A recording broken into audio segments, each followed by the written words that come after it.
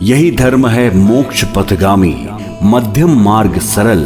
5 अनुशीलन हैं इसके, मानव पालन कर। सत्कर्मों की पूंजी बना ले, प्रेम भाव अविरल।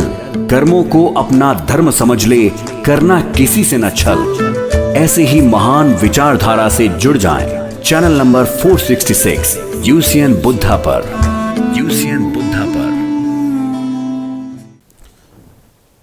तथागत भगवान बुद्ध, उनका सद्धम्म और संघ को त्रिवार अभिवादन।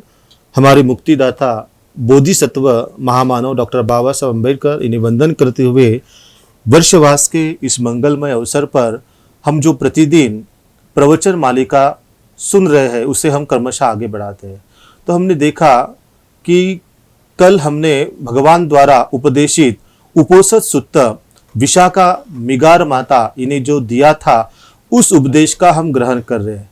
तो भगवान ने इस वर्षवास का जो नियम है, राजा बिंबिसार द्वारा निर्मित जो वेलुवन था राजगुरु नगरी में, उस वेलुवन में ही भगवान ने यह नियम बता दिया था कि भिक्खु आप सभी ने वर्षवास की शुरुआत आषाढ़ी पूर्णिमा से लेके अश्विन पूर्णिमा तक करना चाहिए। या किसी उपासक को अगर वो समय उचित नहीं लगता तो वह समय श्रावण पूर्णिमा से लेके कार्तिक पूर्णिमा तक वो कर सकते हैं। तो ऐसा नियम भगवान ने बनाया और उसी के साथ वर्षवास की शुरुआत आषाढ़ी पूर्णिमा से लेके वह अश्विन पूर्णिमा तक हो गई।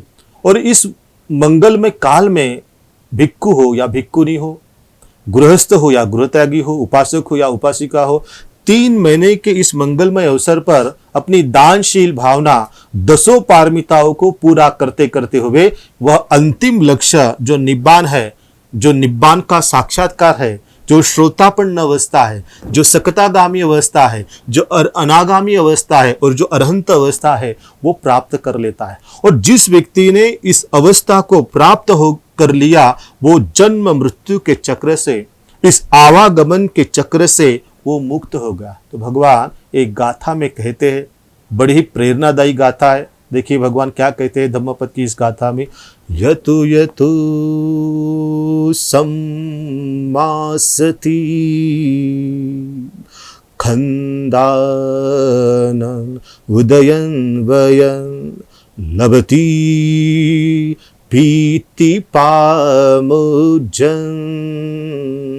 अमतंतन बीजानतन अमतंतन बीजानतन यतो यतो सम्मासति खंदानन उदयन वयन लवती पीति पामोजन अमतंतन बीजानतन। यतो यतो, ये जो खंदा है, ये जो 32 इंद्रिया है, ये जो पंचस्कंदा है, रूप वेदना संज्ञा संस्कार विज्ञान, हम जब जागरूक पूर्व सती युक्त जब जानते हैं, उसे हम अनुभव करते हैं। यथो यथो सम्मासति, सम्यक पूर्व हमारी स्मृति के आधार पर बुद्ध कहते हैं कि आतापि संपजानो मा सतीमा, आतापि संपजानो सतीमा, जागरूक पूर्व हम जब जानते हैं यथो यथो सम्मासति खंदानन उदयन वयन, ये जितने भी खंड है, ये रूप हो गया, रूप खंदा, वेदना रूप वेदना संज्ञा संस्कार विज्ञान, ये स्कंद 5 प्रकार के स्कंद, ये 32 इंद्रिया कैसी होते? उदयन वयन, उदय होता है,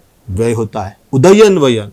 और जब हम जागरूक पूर्वक ध्यान करते हुए, भावना का अभ्यास करते हुए हम जानते हैं लभति पीति पामोजन, लभति यानी प्राप्त होना, पीति पामोजन, प्रीति यानी मैत्री का एक अंग है, प्रीति यानी शांतता, असीम शांतता, असीम करुणा, पीति पामोजन, लभति पीति पामोजन।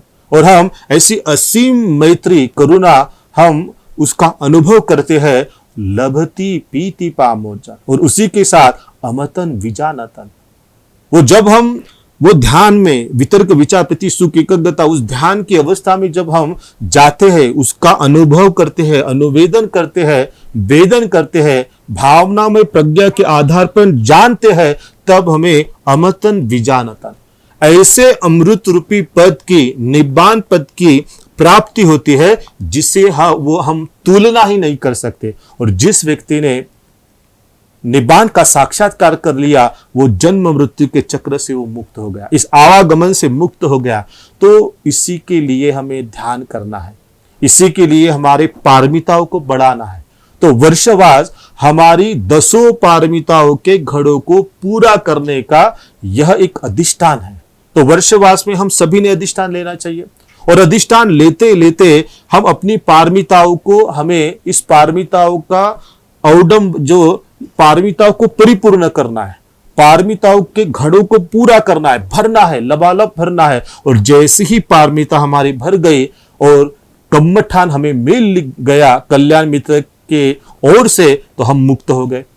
तो इसीलिए हमें आर्य उपोषित हमें पालन करना है। तो भगवान ने, हमने क्रमशः पिछले प्रवचन में देखा कि भगवान ने अंगुत्तर निकाय में उपोषित सूत्र का उपदेश मिगार माता विशाखा, जो श्रावस्ती की महान उपासिका थी, उन्हें दे दिया।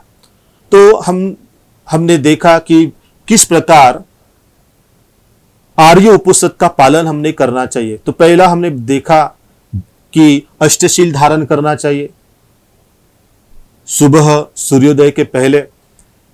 उसके बाद बुद्धानुस्मृति, बुद्ध के गुणों का स्मरण करना, धम्मानुस्मृति, धम्म के गुणों को अनुस्मरण करना, संघानुस्मृति, संघ के गुणों के अनुसरण करना, गुणों का अनुसरण करना, देवतानुस्मृति।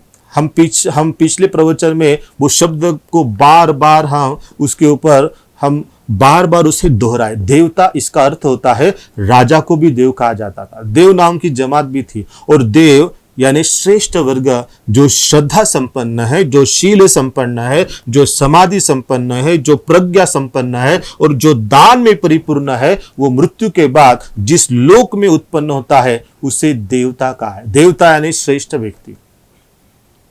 क्योंकि बुद्धिज्म में देव, ईश्वर, ये सभी प्रकार के पाखंड को बुद्ध ने नकारा है।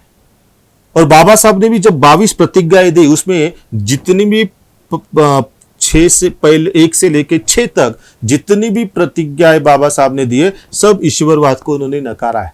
तो भगवान बुद्ध के काल में ये जो देवता जो शब्द आया है, ये देवता शब्द हम सत्पुरुष को कहते हैं। बाबा साहब ने बुद्धांडीज धम्म में शक्र, ब्रह्म, संपत्ति, ये देवता लोगों का उन्होंने भी वर्णन किया है। तो जो व्यक्ति अपनी पारमिताओं को बढ़ाता है, वो 22 प्रकार की देवता लोगों में उत्पन्न होता है।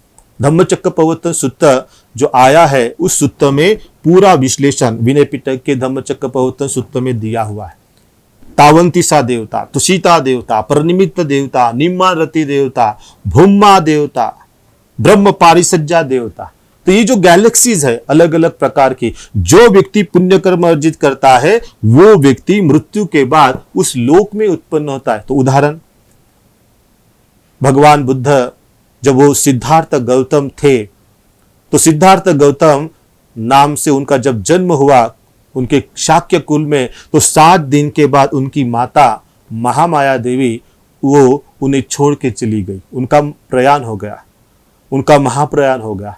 तब बोधिसत्व की माता थी, तो वो बोधिसत्व की माता तावंतिसा लोक में उत्पन्न हुई। तो भगवान ने उस लोक में जाके अपना 7वां वर्षवास किया। तो जो जो व्यक्ति पुण्य कर्म, कुशल कर्म करता है, वो तावंतिसा लोक में उत्पन्न होता है या तुषिता लोक में उत्पन्न होता है। तो उन देवताओं की अनुस्मृति करना कि जिन पुण्य कर्मों से इन्हें यह कुशल स्थान प्राप्त हुआ, उनकी सद्गति हुई, उन्हें आप विमान भी कहिए, भवन कहिए अच्छे। तो ऐसे ही मुझे भी अपनी पारमिताओं के आधार पर उनकी स्मृति करना है, उनके गुणों की स्मृति करना है। बाद में शीलानुस्मृति। मैंने जितना भी, जब से मैं धम्म में आया हूं, 3 रत्नों के प्रति मुझमें जो श्रद्धा उत्पन्न हुई है, बुद्ध धम्म संघ के प्रति, वो श्रद्धा के आधार पर मैंने जितना शील ग्रहण किया, जितना मैं पंचशील या अष्टशील में मैं प्रतिष्ठित हुआ, उन शीलों को आचरण में लाना, वो शीलों का स्मरण करना कि मेरा शील पुष्ट हो। तो शील यह महत्वपूर्ण अभिन्न अंग है, क्योंकि भगवान बुद्ध का धम्म ही शील के आधार पर प्रतिष्ठित है। और भगवान को जब एक देवता आई, उसने क्वेश्चन पूछा, एक प्रश्न पूछा कि भगवान, अंतो जटा बाही जटा जटाय जटिता प्रजा तन तन गौतम पुच्छामि कोई मन भी जटे जटंती। जटा यानी तृष्णा। अंदर जटा है, तृष्णा है, बाहर भी तृष्णा है। सारा जग, सारा विश्व, सब मनुष्य प्राणी वो तृष्णाओं के पीछे भाग रहे हैं, दौड़ रहे हैं। जैसे हम कहते हैं कि कठोर स्पर्धा यानी कॉम्पिटिशन है ना, तो भाग रहे हैं, चाहिए चाहिए चाहिए। तो भगवान कहते हैं, भगवान को क्वेश्चन पूछा उस देवता ने कि आज भी हमारे अंदर भी तृष्णाएं है और बाहर भी तृष्णा है, अंतर्मन में भी तृष्णा है, बाहरी लोक में भी तृष्णा है, मनुष्य लोक में भी तृष्णा है, बाहरी लोक में भी तृष्णा है। तो इस तृष्णाओं को कौन तोड़ सकता है? इस तृष्णा रूपी जटाओं का निर्मूलन कौन कर सकता है? तो भगवान उसका उत्तर देते हैं। देखिए क्या कहते हैं भगवान, शिले पतिठाय नरो सपय्यो चित्तन पय्यंच भावयन आतापि निपको भिक्खु सो इमं विजटय जटन्ति। शिले पतिठाय नरो सपय्यो चित्तन पय्यंच भावयन आतापि निपको भिक्खु सो इमं विजटय जटन्ति। तो संयुक्त निकाय में देवता संयुक्त में ये दो गाथाएं आई है और ये दो गाथाएं बड़ी ही प्रेरणादायी है। इन दो गाथाओं के आधार पर ही जो पाली अट्ठकथाकार आचार्य बुद्धघोष, उन्होंने विशुद्धि मग्ग इस ग्रंथ की निर्मित की। और विशुद्ध मग्ग जो ग्रंथ है वो विनय पिटक में सबसे महत्वपूर्ण ग्रंथ माना जाता है कि अगर विनय पिटक को हमें अगर समझना है तो विशुद्धि मग्ग हमें पढ़ना ही पड़ेगा। उसी के साथ श्रीलंकन जो भिक्खु संघ था, उन्होंने आचार्य बुद्धघोष जी को पाली साहित्य पर अट्ठकथा निर्मित के लिए ये दो गाथाओं का प्रश्न पूछा था। तो जब उन्होंने उत्तर दिया तो सभी पाली साहित्य पर जितनी भी पाली अट्ठकथा उन्होंने निर्मित उसकी की है, समंत पासादिका हो, कंखा वितरणी हो, ये सब सारी जितनी भी अट्ठकथाएं है वो उन्होंने उसकी निर्मित की। तो कितनी प्रेरणादायी है। तो जब तक हम शील का आचरण नहीं करेंगे, शील में प्रतिष्ठित नहीं होंगे, तब तक हम आगे नहीं बढ़ सकते। और बुद्ध कहते कि शील का सुगंध सभी जगह पर उसका प्रचार होता है, प्रसारित होता है। शील यह महत्वपूर्ण अंग है। जब तक हम शील में प्रतिष्ठित नहीं होंगे तब तक हम आगे समाधि और प्रज्ञा की ओर नहीं बढ़ सकते। तो शीलानुस्मृति, अपने शील को बार बार शुद्ध करना, उसे पवित्र करना, अगर टूटता है तो फिर से लेना, तो शील का स्मरण करना। उसके बाद भगवान कहते हैं कि आनापानासति है ना, प्रतिदिन शाम सुबह 1-1 घंटा आनापानसति करना। तो पिछले प्रवचन में हमने देखा कि एक जगह पे बैठना है पालथी मारकर, एक निषीदति पल्लंगम आबो जीतवा उजुकाय पनिधाय सो सतो वससति दीघन व अस्सामीति पजानाति रसन व अस्सामीति पजानाति। एक जगह पर बैठ गए पालथी मारकर, अपनी काया को सीधा कर दिया, आंखें बंद कर दी और सारा ध्यान हमारे इस त्रिकोणी हिस्से पर, ऊपर वाले होठ के ऊपर सांस आ रहा है, जा रहा है। ये दीर्घ श्वास है, ये ह्रस्व, ये छोटा है, ये छिछला है, ये मध्यम है। अपने सांस के प्रति जागरूक रहना, आने वाला सांस, जाने वाला सांस। तो आनापान सती का अभ्यास करते करते हुए हम अपने चित्त को एकाग्र कर लेंगे, चित्त को विकार विहीन कर लेंगे और आनापाना सती के आलंबन के आधार पर ही हम 4 ध्यानों तक, उसके बाद के और 4 ध्यान, 8 ध्यानों तक हम परिपूर्ण हो सकते हैं। 8 प्रकार के ध्यानों की हम प्राप्ति कर सकते हैं। तो आनापानासति। उसके बाद कायगतानुस्मृति, हमारी जो काया है, अत्थिमस्मि काय के सालूमा नखा दंता तचो अंसम महकम पप्पन पीहकम। हमारी काया में क्या है? पूरी गंदगी है। ये 32 इंद्रिया केसा से लेके लूमा तक ये बदलने वाली है, ये मृत्यु की ओर जाने वाली है, परिवर्तनशील है, व्याधि को प्राप्त होने वाली है। तो हमारी जो काया के प्रति जो आसक्ति है वो नष्ट होगी। और काया के प्रति आपकी आसक्ति नष्ट हो रही है यानी आप अष्टशील का अच्छे तरीके से आप पालन कर रहे हैं। उसके बाद हम जो दान देते हैं, दानानुस्मृति। अब तक आपने जितना भी दान दे दिया है, दानन ददंतु सद्दाय, जो व्यक्ति श्रद्धा युक्त चित्त से दान देता है उसे सुगति का लाभ होता है। दानन दुर्गति निवारण, बुद्ध ने कहा दान से हम दुर्गति से मुक्त होते हैं। तिरछान गति, प्रेत गति, यक्ष गति से हम निरय गति से मुक्त होते हैं। तो जो व्यक्ति श्रद्धा युक्त चित्त से दान देता है उस दान का स्मरण करना। तो दान कैसे दिया जाए? तो भगवान कहते हैं दान देने से पहले आपने प्रसन्न होना चाहिए। जब हम दान देते हैं वो भी समय पर आपने प्रसन्न होना चाहिए, और दान देने के बाद भी आपको प्रसन्न होना है। इस प्रकार अगर आप दान देते हो तो वह सर्वश्रेष्ठ दान होता है। और उससे भी भिक्षु को जो आप 4 प्रकार के दान देते हो, भोजन दान, चीवर काशाय वस्त्र दान, भेषज दान या शयनासन दान, तो ये 4 दान हमें इस वर्षवास में या सभी दिन आपको भिक्षु को देना है, क्योंकि भिक्षु संघ आप पर आश्रित है। तो भिक्षु संघ को ये 4 प्रकार की जो प्रत्यय है, प्रत्यय वेचना, अगर ये पूरी होती है, ये 4 प्रकार के दान, तो अच्छी तरीके से भिक्षु अपना कार्य कर सकते हैं और आपको धम्म सिखा सकते हैं। और सबसे बड़ा दान क्या है? भगवान क्या कहते हैं? सब दानम धम्म दानम जिनाति। सभी प्रकार के दानों में धम्म का दान ये सर्वश्रेष्ठ है। तो जब हमें धम्म का दान डॉक्टर बाबा साहब अम्बेडकर ने 14 अक्टूबर 1956 को दिया, तो हम ईश्वरवाद, दैववाद, कर्मकांड, अंधश्रद्धा से मुक्त हुए। तो 2600 साल पहले इस जम्बू द्वीप में, इस भारत भूमि में भगवान बुद्ध ने ये धम्म दान दिया था। और जब धम्म दान दिया तो पृथ्वी कंपित हो गई। 22 प्रकार के लोग, देवता लोग वो हर्षित हो गए। मंदार पुष्प का वर्षा होने लगा और बुद्ध बुद्ध बुद्ध इस शब्द का निनाद होने लगा। और वो सूत्र जो धम्म का उपदेश दिया उसे ही धम्म चक्र प्रवर्तन कहते हैं। तो जब हम दान देते हैं तो सभी प्रकार के दानों में धम्म का दान यह सर्वश्रेष्ठ दान है। तो बाबा साहब ने हमें धम्म का दान दिया, तो ईश्वरवाद, दैववाद, कर्मकांड, अंधश्रद्धा और हिंदू धर्म से हमें परिपूर्ण मुक्त किया।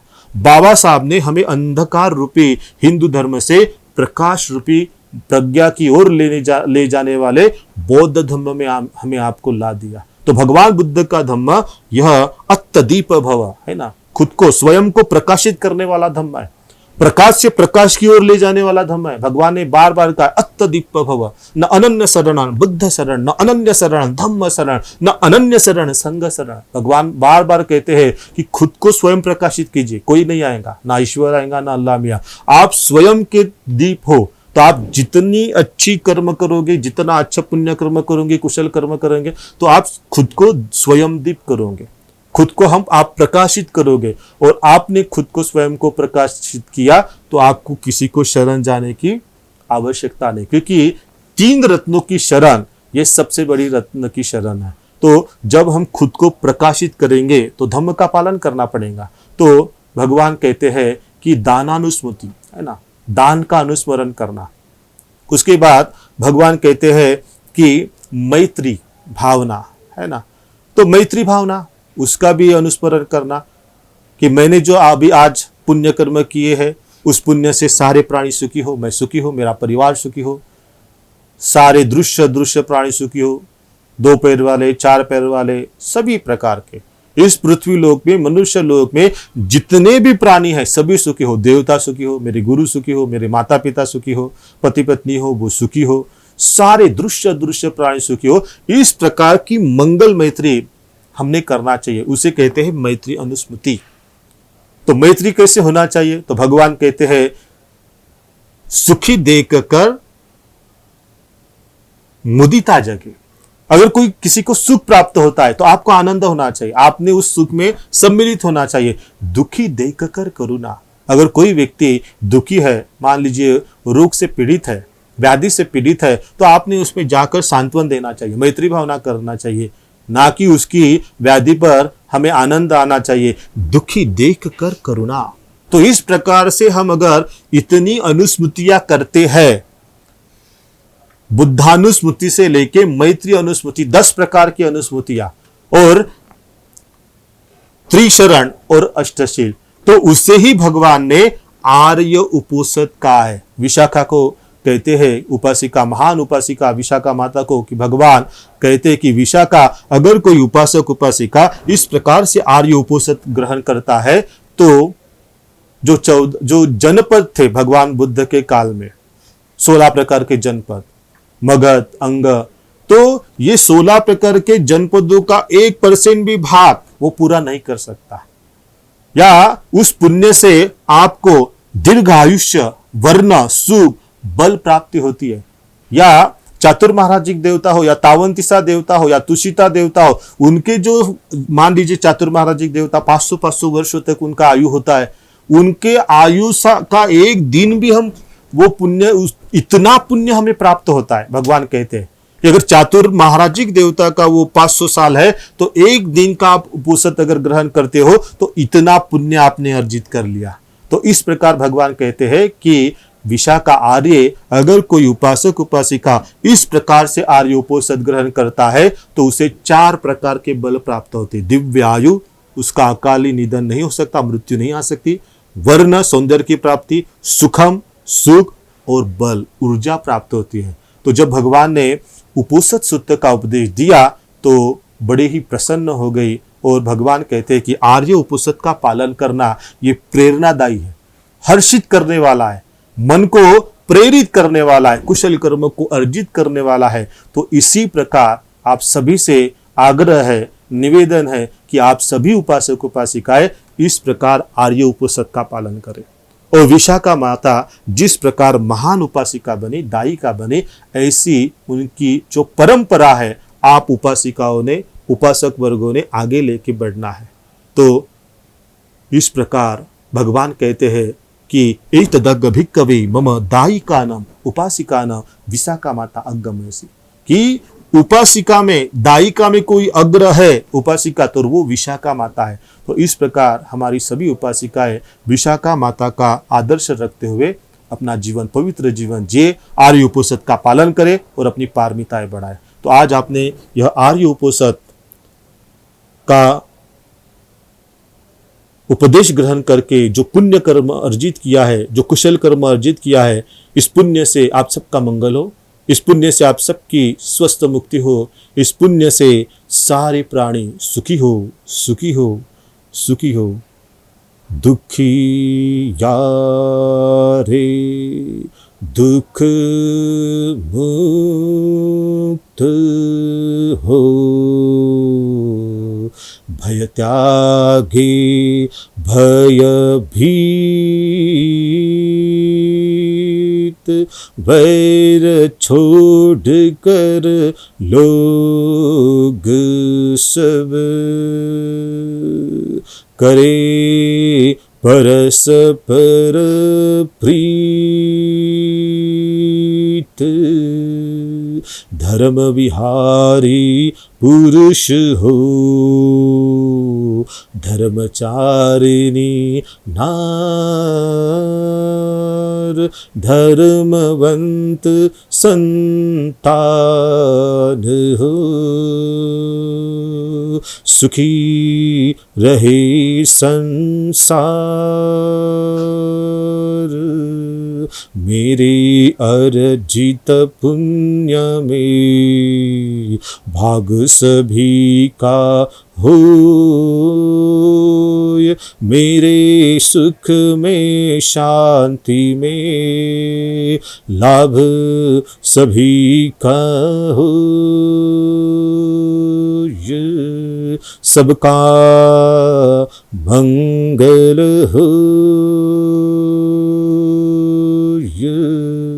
सबका मंगल हो,